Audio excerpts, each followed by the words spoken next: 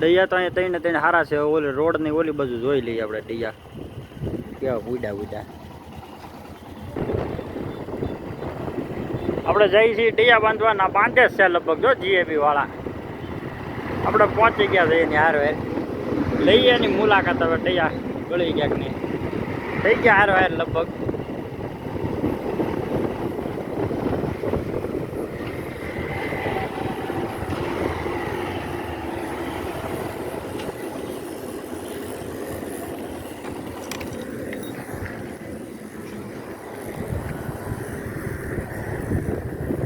બહુ ઉડી જાય. ઓઇલ પણ જમ્પર એક બળી ગયેલું છે પણ આ લોકો રિપેર નથી કરતા.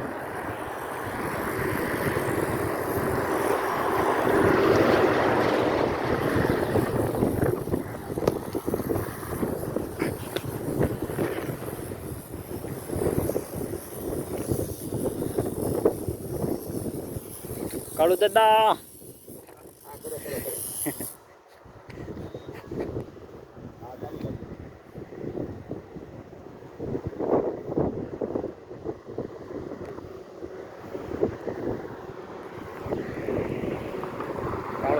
મુલાકાત થઈ ગયા.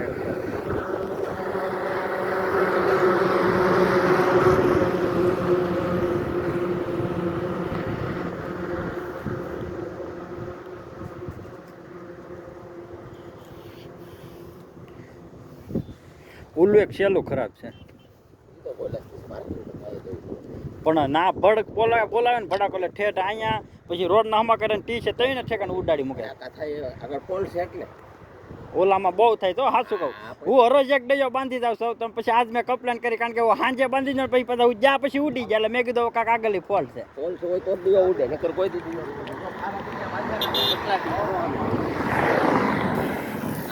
જો એ ઓલું સહેલું જ બોલે છે અત્યારે.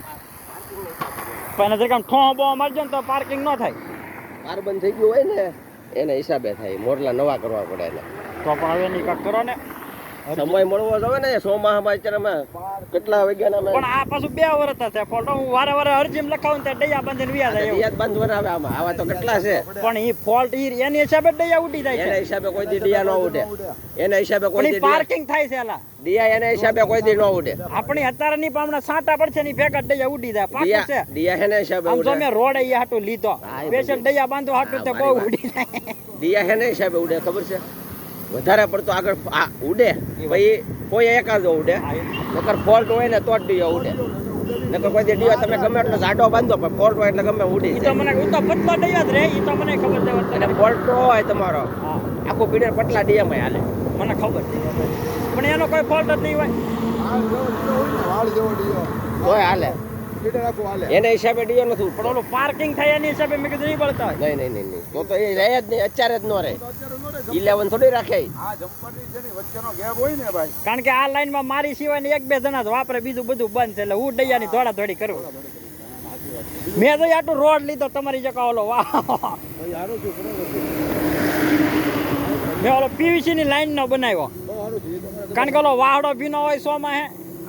તમે ચાલુ વરસાદ હોય ને કદાચ ભલેલો હોય તો તમારે કઈ કરવાનું નહીં. વ્યાપાર મારી દેવાનું.